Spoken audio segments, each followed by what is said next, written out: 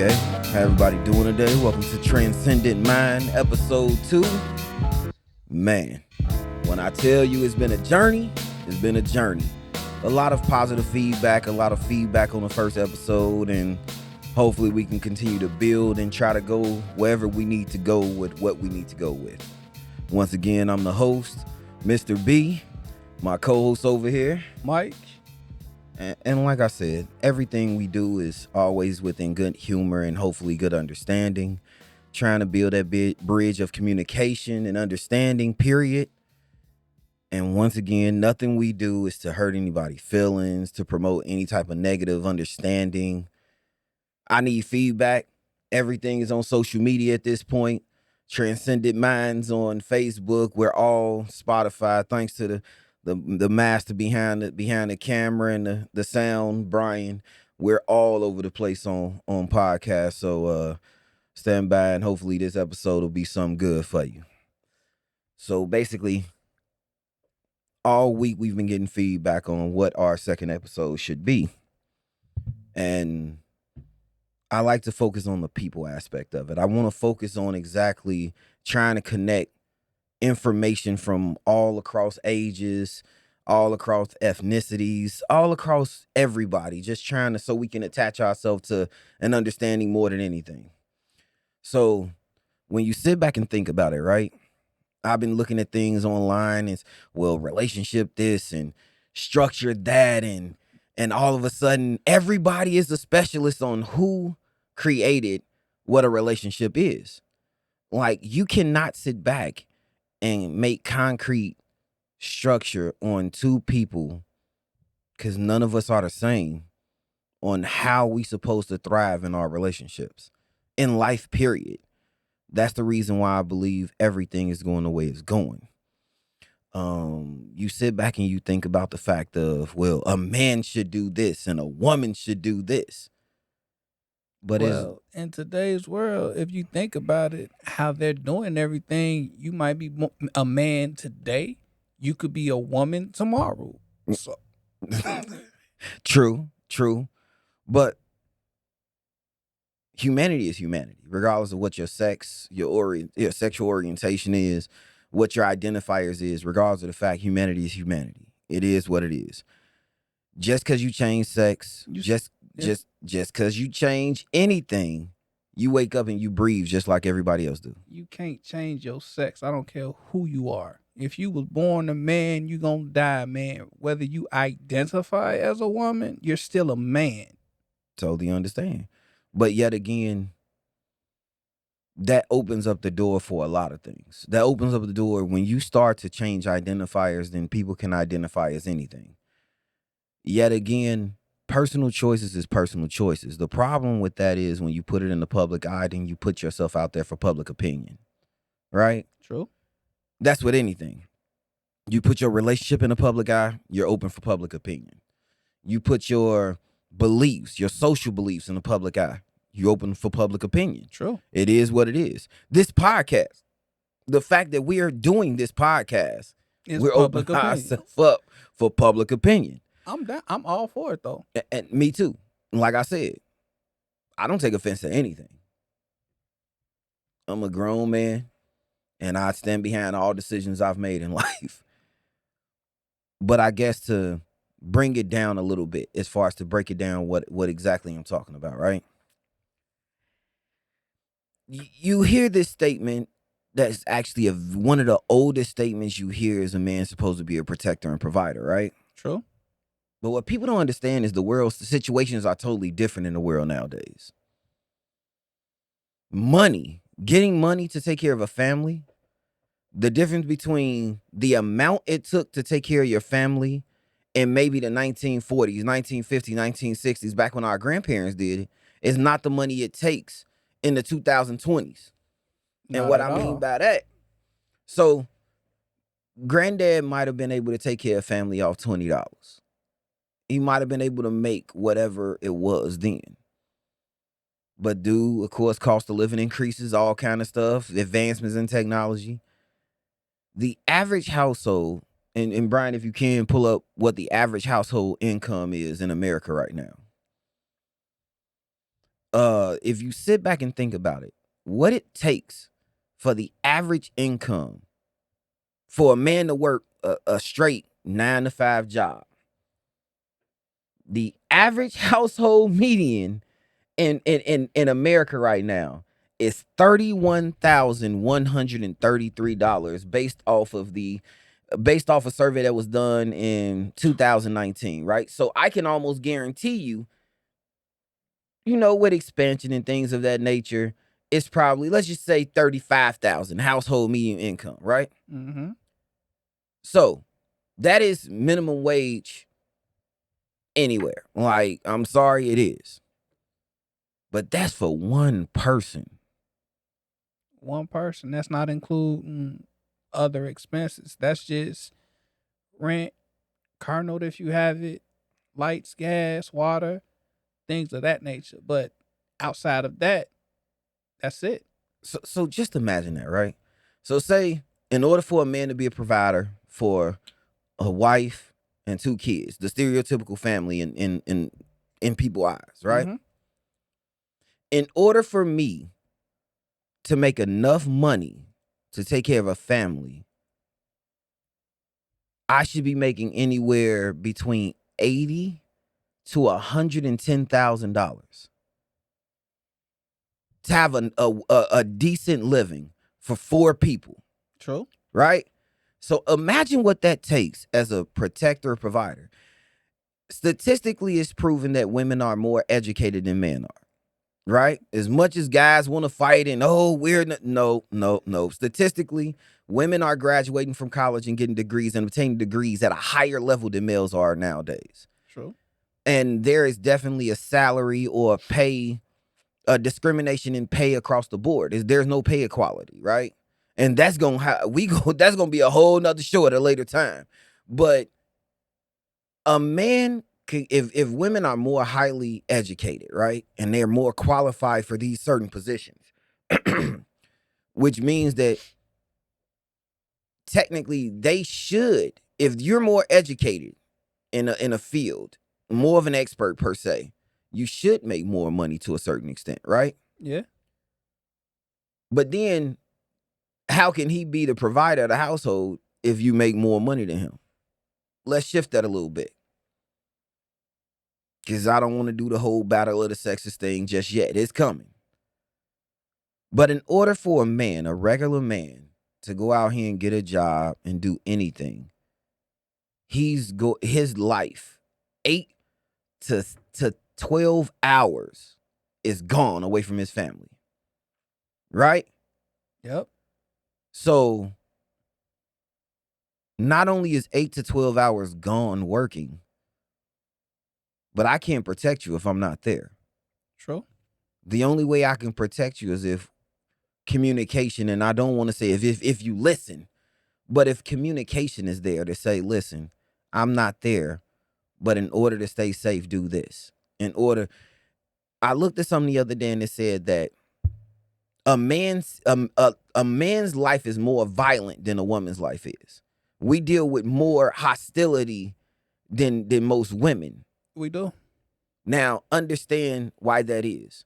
Women are naturally more protected than men are across the board, through government, through police, through everybody. The world is built to protect women. Now, as far as the way it's going in society right now, it's kind of skewed. But at the same time, if you do something as an example, if a man and a woman is having a fight, somebody will come to that woman's aid before they come to that man's aid, even if she's winning. Yes. It's all throughout the internet where you see women physically abusing men and people just standing there watching. Yes. So, and like I said, I'm not getting into the battle of sexes. It's a lot of women that's mistreated in the world. It's a lot of bad things that's happened. But people also got to understand that that's a vacuum of numbers. But there's a lot more men being mistreated than what the world knows about. I can agree. And that goes to men not speaking up because they don't want to look weak. They feel they feel less of a man if they say something to someone. And that's how society portrays it. And it's I don't have the words for it, but it needs to be brought up more, honestly, if you ask me. So think about it this way, Mike. Man mental health has never been a real big issue in the world. Like, until now. we've always taught to deal with life and keep going, right? True. So nowadays, hey, Brian, can you pull up the definition of masculinity and femininity for me, and see if you could do it like side by side? I want to see something, because anytime somebody does something of a forceful nature, man or woman, that's a masculine trait. Anytime you're soft or emotional, that's a feminine trait. So it confuses me, because maybe I just need the definition clarified in my head. How is it that those words, I want to know the actual definition based on those words. So masculinity is seen to be a trait which emphasizes ambition, acquisition of wealth, and differentiated gender roles. Femininity is seen to be a trait which stress, caring, and nurturing behaviors, sexuality equality, environmental awareness, and more fluid gender roles. So you listen to that, right? In so many words, it's not saying men are supposed to be masculine or women are supposed to be feminine. It's giving a broad definition of both words. Exactly. So they're telling me, so I'm a man, I have to be masculine, right? But then you sit back, social norms of being high masculine, ego oriented, money and things are important, live in order to work. There's females that can identify to that right now. True. And then you look at low masculine or feminine, relationship oriented, quality of life and people are important, work in order to live. There's men nowadays that look to do that, right? If you look at if you can actually see, which I'll actually put the actual YouTube of this podcast up.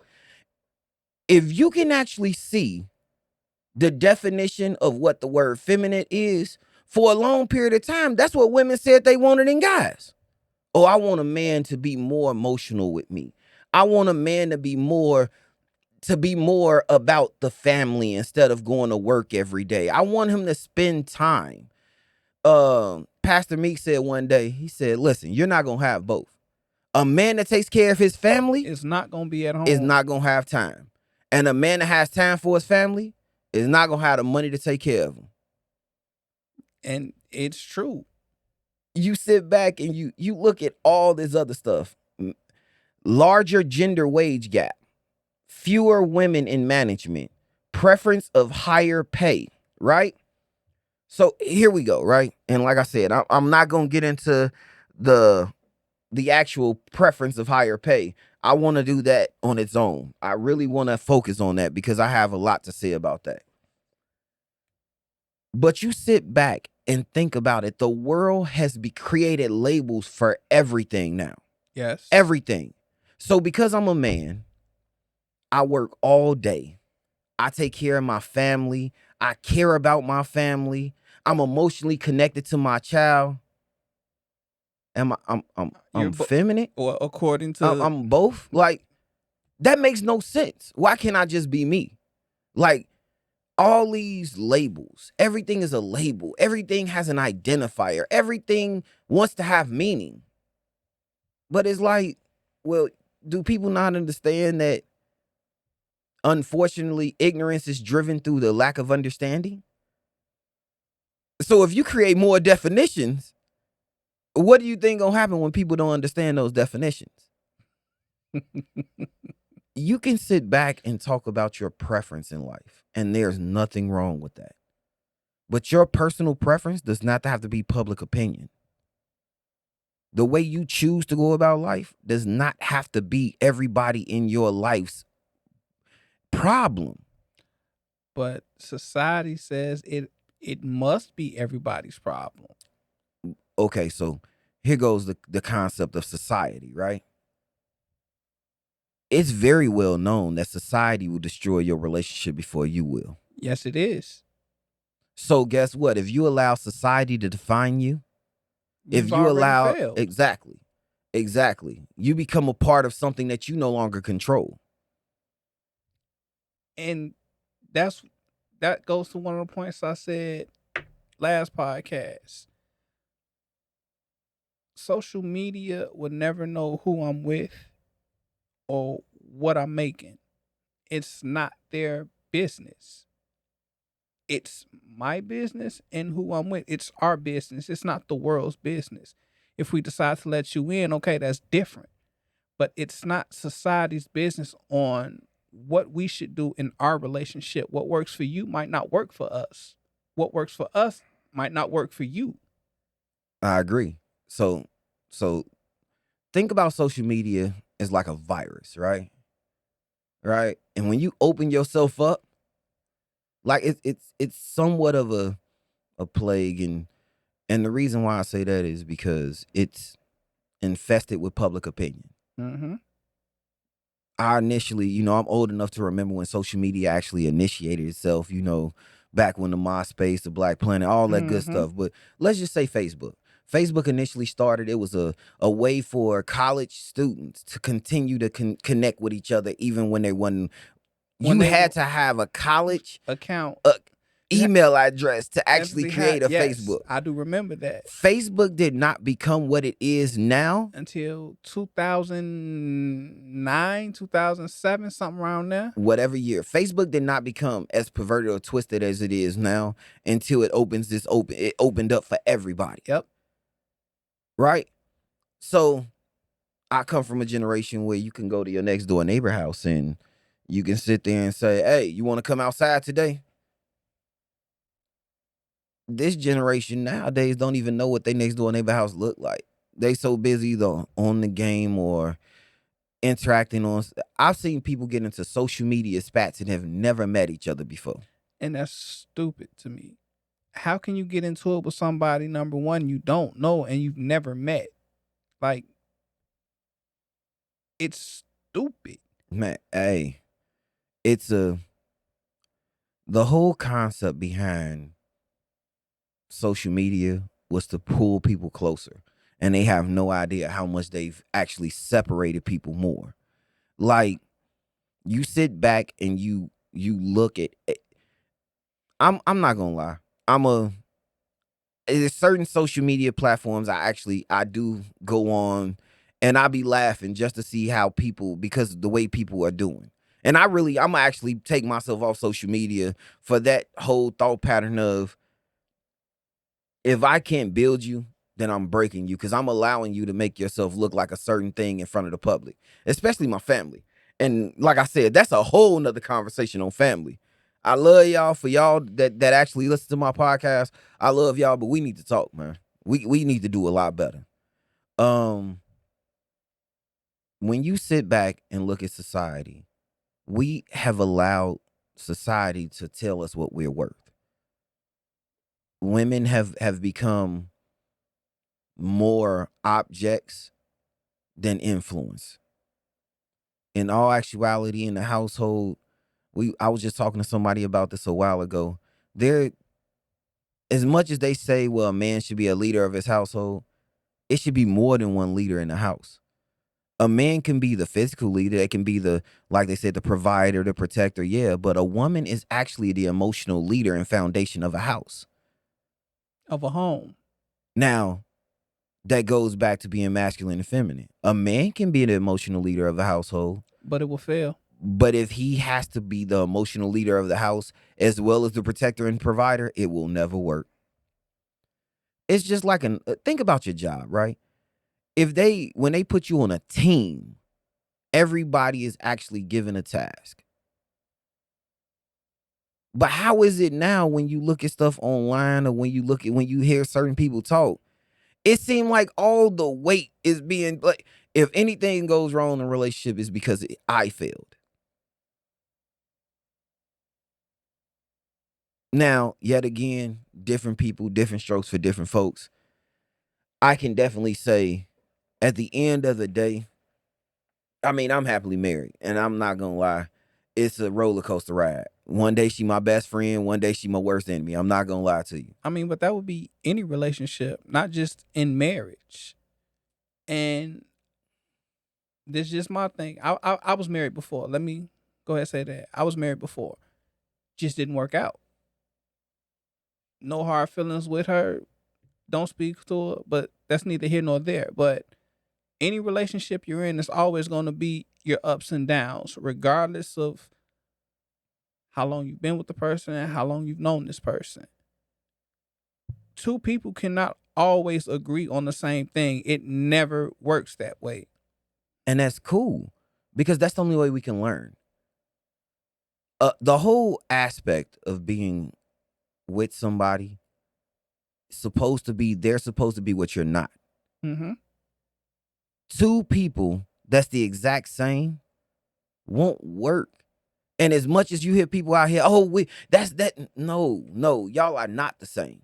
Trust me, y'all are not. If you sit down and really physically think about it, y'all are not the same.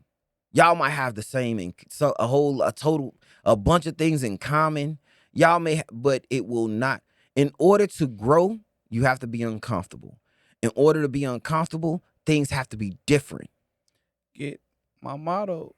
Get used to be comfortable being uncomfortable. I mean, that's the only way you can grow. So, in going back to saying worth, stop letting social media dictate to you who you are and what you need to be. Stop allowing society to gauge your happiness. Like at the end of the day, be happy with who you are and what you've created. Be happy with the person that you are as long as it actually is the person you are.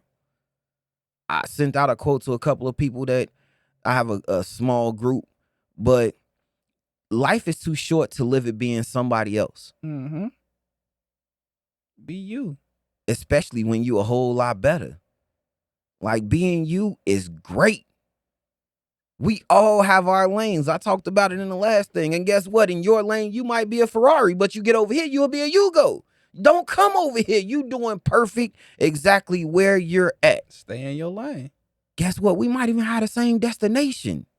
You don't have to come over here to be great. You don't. You could be influenced by a bunch of people doing a bunch of things and still do it your way. Phil Jackson used to sit on the bench with the Bulls, and when the Bulls was losing, and they be like, "Phil, you gonna call a timeout?" He like, Nope. "No, they'll figure it out. They'll figure it out. 6 championships, they'll figure it out. 4 more championships with the Lakers, they'll figure it out." Is it 4? Yeah, it's two 5. back to backs. He had It might have been 5. 5. But what I'm saying is basically, he let them figure it out.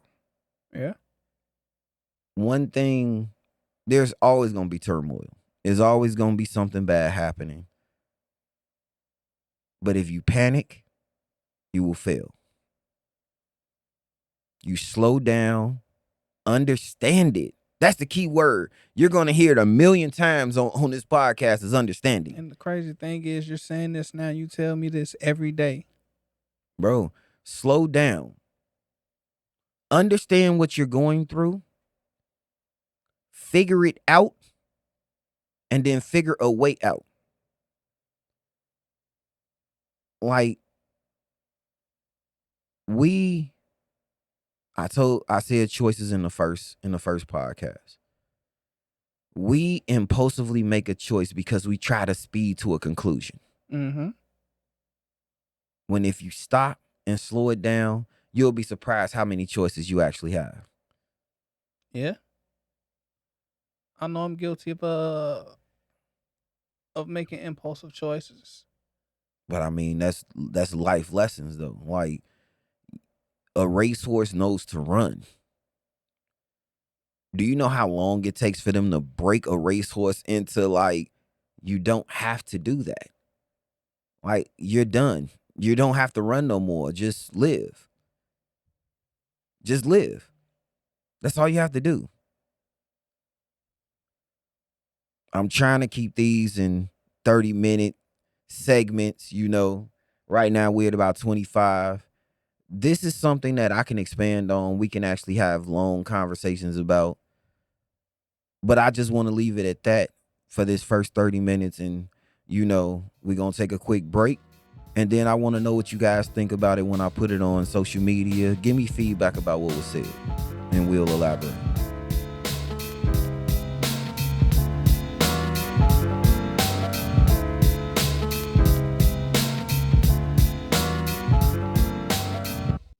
Okay.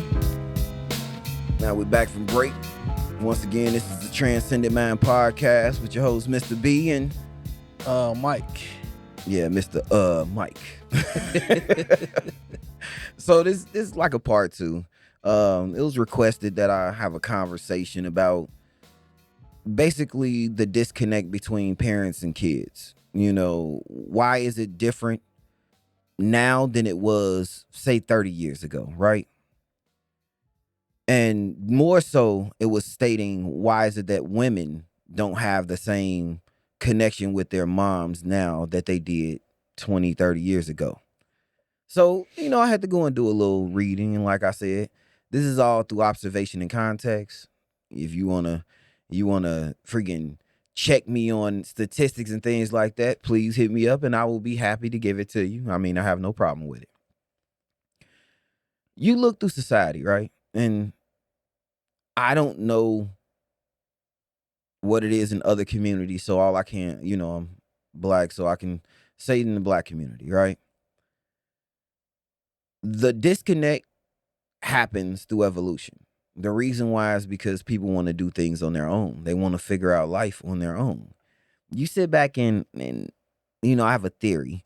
You look back to when it was the draft and a lot of men got taken out of their home, their family. They're out of the houses with their family. A lot of young men got taken away, period, right?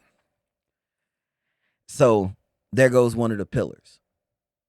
Over there, they were subjected to a bunch of stuff. Watching people lose their lives. They got addicted to a lot of drugs over there and things like that. Now, a lot of people believe men abandoned their families, but I guess in a way you could say that, but a lot of them was victims to what they went through, to PTSD. And yes, I suffer from PTSD. So PTSD is extremely real and it is extremely deadly.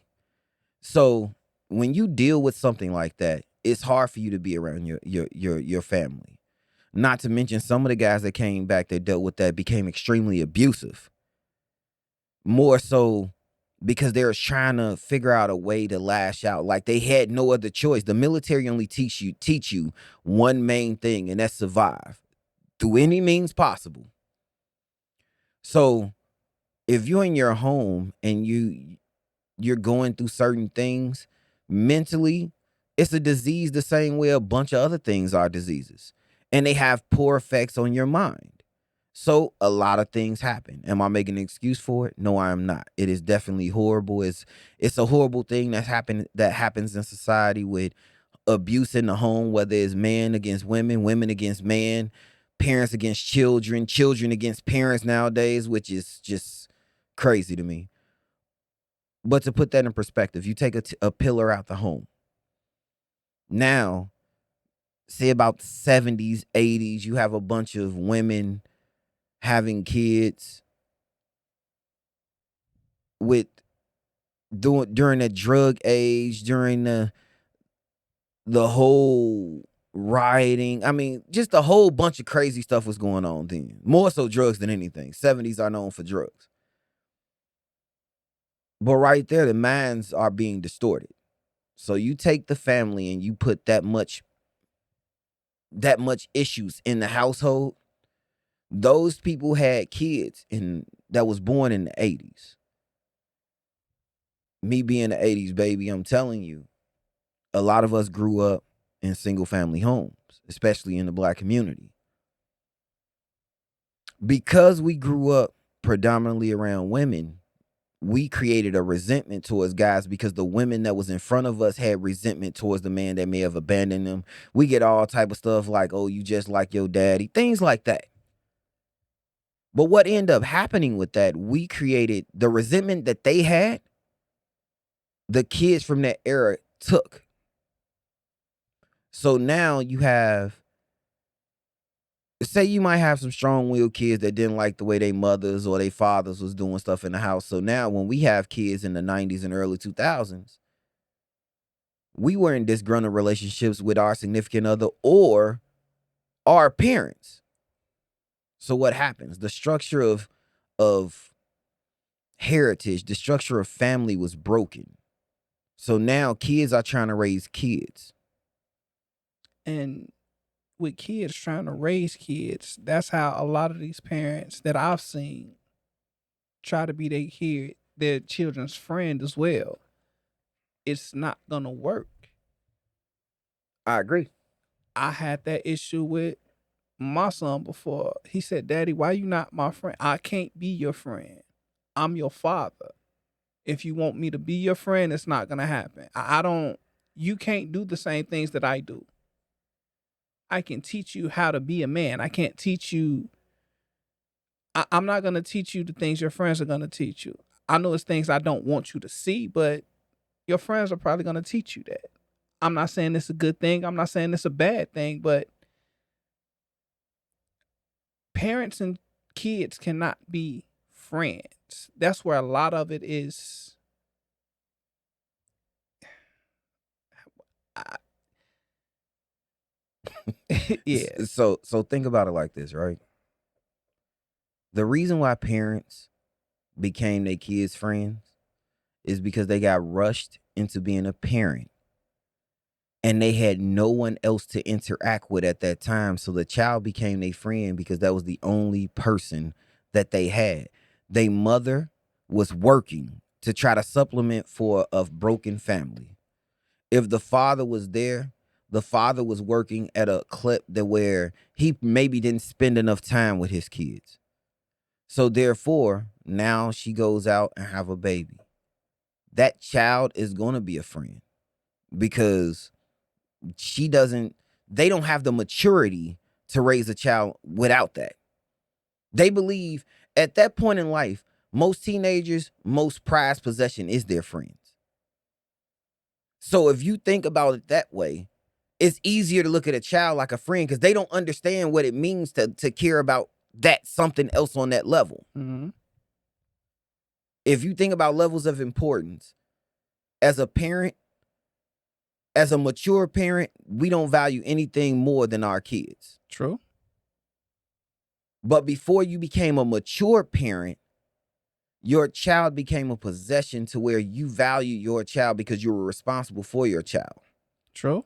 But as a child having a kid, they don't know everything that literally just changed in their life as far as being with that child. So you sit back and think of the levels of evolution, right? So now the family is broken in the 90s. Now the kids in the 2000s. They see that you don't have connection to family. They see that there's no legacy. True. I know kids that was born in the 2000s, this is 2020, and they don't even reach out to their grandparents. That was a big no for us. So to ask why is it different? Little girls watch their moms go through stress. They watch them work. They just break themselves in half trying to provide for the family. But now at the ages that they are, they believe life is easy. Oh, I can make a video. I can do this. I can create this. You could have did more. You chose not to be around us. You chose not to care as much as my friend's mom cared about them. The world is full of comparative narratives, my dude. Everybody can't just live their life. They have to compare it to somebody else's for some apparent reason. Yeah, I don't get it. I don't. My life is my life. What you do, that's your life. I'm not worried about how you make your money. What you do doesn't affect me. So as a mature man, you have that thought. Mm-hmm. But at 17, 18, 19, before little man got here, you live life just to live life. You didn't have a real defined. If we all had a defined understanding of life, we wouldn't be where we at. Nope. Again, you can't have a life without going through something. So I do marital counseling, things like that on the side, right? And I was about to console a couple, and I was told I'm too young, and at the time I wasn't married, so I'm too young, and I wasn't married to console this couple, right? Mm-hmm. So, just like I do with everybody, I ask simple questions. Who taught you to breathe? Like, what? Who taught you to breathe? No, it's natural. Okay. When you open your eyes, what teaches you to see? Like, Russ, what are you talking about? I'm like, bro, some things in life is natural understanding. There's people in life that have natural genius abilities to do things that they've never been formally taught. That is true. So they gave me a chance to console them. And as I was counseling them, I was going through the levels, and I won't go deep into it, but basically I was telling them you got 3 stages in marriage. You got the newlywed stage, you got the adjustment stage, and then you have the readjustment stage. The readjustment stage normally comes if you have kids, if you're in love with your family members, things like that, and something happens to where now it's only you and your significant other. Now things change. Say kids move out the house. You've lived with these kids your whole entire marriage. They've dictated to you how your marriage is, and you didn't know it. But the minute those kids leave, it opens up your eyes to actually see exactly what's going on in your household. And that's when things start to change. Now you're open to, I don't like he does that. He's done this the entire time y'all was married. But because you had the kids in the house, It wasn't your never focus. seen. Wasn't your focus. And like I said, this is theory. You can challenge me on it, but I'm pretty sure it resonates for those who it need to resonate to. They understand exactly what I'm saying. So to go back to the kids, man, kids are not, we don't spend time connecting to the younger generations that we should. We judge. And we can accidentally destroy a relationship with a child by judging them and not really fully understanding what's going on in their head. Yeah. You can destroy all communication with your child by prejudging a situation without having none of the variables. Yeah. So just think about that, right? The world is the way it goes right now because kids are being judged without understanding, and they're being rebellious because they don't understand why you're judging them. True, but a lot of these kids is bad as hell. But you saying they bad though, they're bad on your thought pattern. What's bad to you is their norm. And again, a lot of these kids is bad as hell. I understand.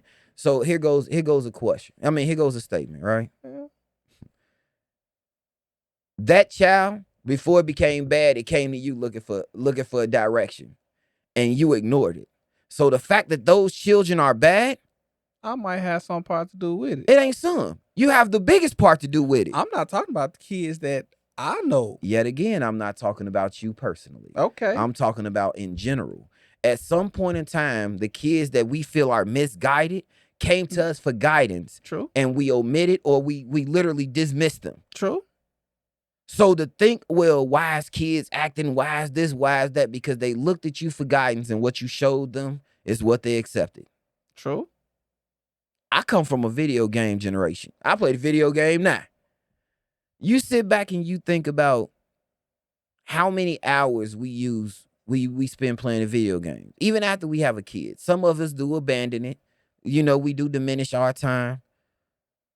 But still playing that game has this slot in our mind. Like, yeah, I gotta, 2K coming out. I gotta play for a few minutes. So when that kid come up, that kid gonna want to play a video game now. True. I saw daddy playing, I want to play. My son is 3 years old and he can successfully navigate an iPhone better than most anybody over 60. Most people over 60 don't even know how to use a phone. Don't say most period. people because you're going to get me slammed by a bunch of people here shortly. I'm not trying to get. They can come to me. But I guess what I'm saying is, working in the cell phone industry, I've seen age groups struggle. Mm-hmm. But a 3-year-old with no formal training can pick up a device and understand the principles behind it and just go ahead and go for it. So imagine, right, if we actually gave that much time to everything. If anything my son did, I allowed him to actually focus that hard as he did on that cell phone and learn, he'll be a genius. But as a parent, what we do is the phone becomes a babysitter. Yep. Phone, TV, tablets, video games. Man, I want my 5 minutes to myself. Here, go play this. But in 10 years, when we taking their phone away and they don't know how to act, we don't understand that we created that. Mm-hmm. So something that's just that simple, you look at life and nothing these kids do is nothing that we ain't gave to them in some form of way. And you are right. I can agree with you on that one. They sit back and say, well, what about the violence? They way more violent now. It's the process of escalation. Guess what? There's more cars on the road now than it was 50 years ago. Yeah. So you don't think there's more guns in the street than it was 50 years ago? Yeah. But as far as the violence, I can't say that we are the ones that I can't say that we are the ones that showed them that. Okay, so let's go back. Can we agree that hip hop drives the world? That the hip hop music is one of the biggest drivers in especially in the black community. It's one of the biggest influence. Okay, so me being a 40-some-year-old man, I remember when I was in my early 20s, which was right around when these kids was being born. And I remember a whole lot of music that was out here during that era. Oh, but you can't say that we're around the same age. True. What I listened to and what I did, I didn't put that on my son. You hear what you're saying? So, yet and still, we're talking about a umbrella of society. I'm not talking about you. I have a 23-year-old son. I have a 19-year-old daughter as of yesterday. Happy birthday, like. But yeah, my birthday was yesterday. It was. It's just weird. But we are not the ones that's being put on TV. True. Well, like you said, now I see where you're coming from when you say it. That's it. Like, you look at society, bro. We had career day. They put garbage men in front of us. They put mailmen. They put doctors, lawyers. They put kids in our class, parents, in front of us that had occupations. So that allowed us to mentally connect with that occupation to say, I might want to be that when I grow up. True. Kids know more basketball players than they know occupations nowadays. You walk up to a kid and say, what's a orthodontist? They're not going to know. A podiatrist? They're not going to know. So if they don't know occupations, how can they shoot for it? How can they aim for it? True. That's what I mean by choices.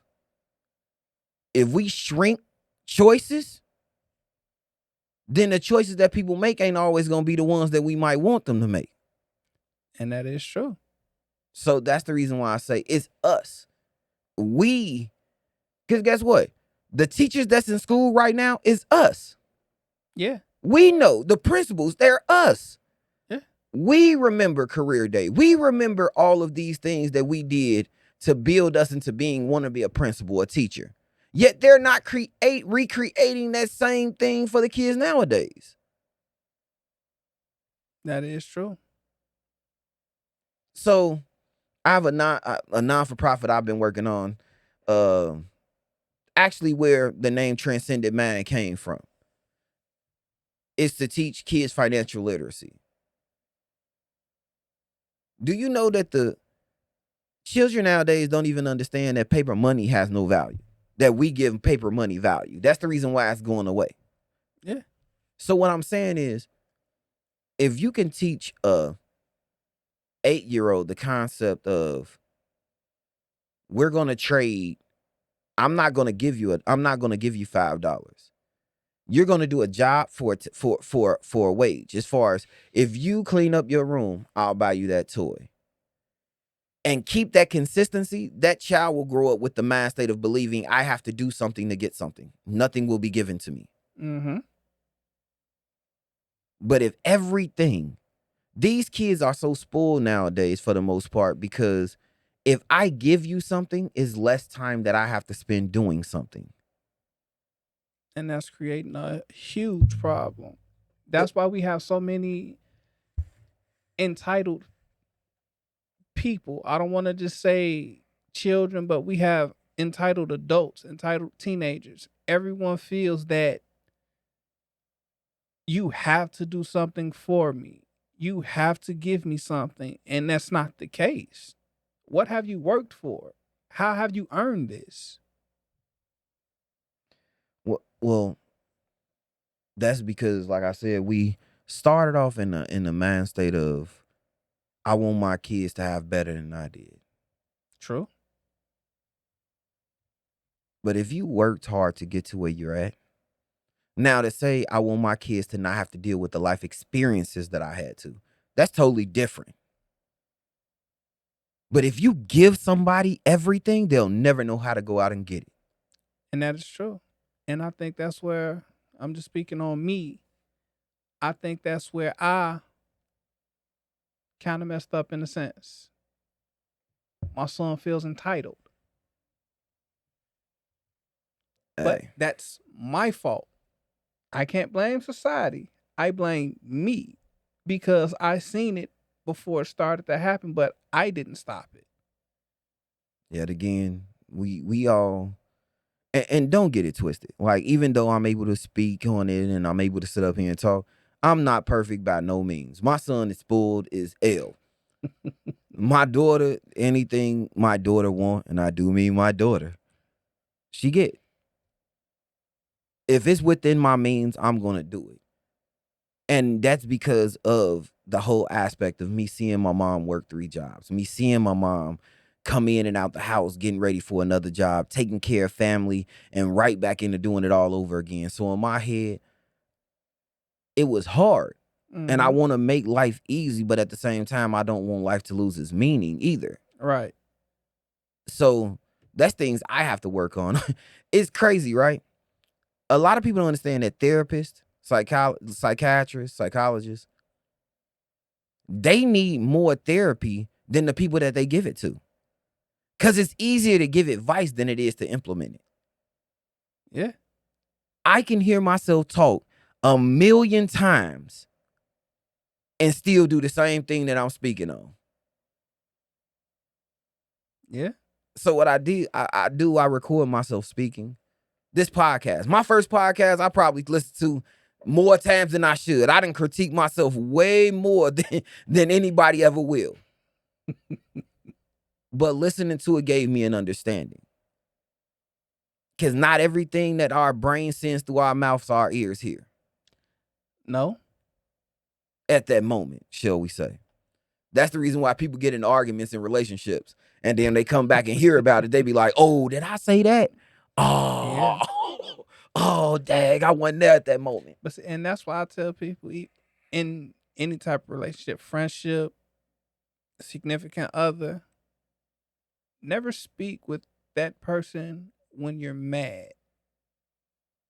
It's always better to talk with cooler heads because you can always say something that you didn't mean at that moment, but say it anyway. And that can just ruin the whole friendship, relationship, whatever you have at that very moment.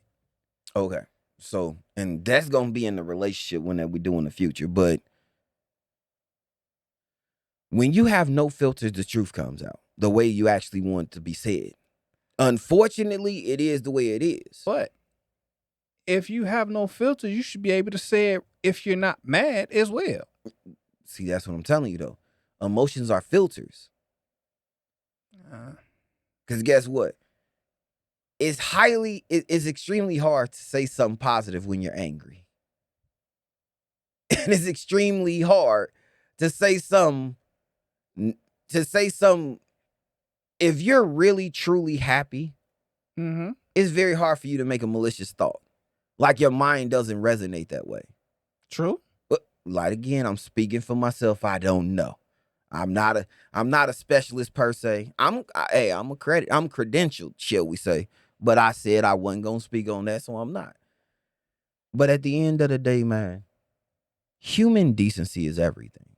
Like, we act against people, against each other, against kids, and we never really sit back to think about like how that impacts me. Like, me treating somebody some way, how would I feel if it was me in that situation and I had to deal with it? Sometimes if you just stop, wait, think, understand your thought, and then act, there's a great chance the outcome will be a lot better. I wish you would have said this 4 years ago. You had to deal with what you had to deal with to be the man that you are. I'm going to leave it at that. True. But no. So that's going to close this second episode. I appreciate all the feedback. I appreciate everything. Like I keep saying, this is a dream of mine, and I'm going to keep pushing it. I'm going to keep trying. I'm going to perfect this somehow, some way. With the help of Mr. Mike, I got some other guests lined up that's going to come. We going to go crazy with this. And that's the end of the podcast. Now, before I end the recording though, I have something special. This message is to my family.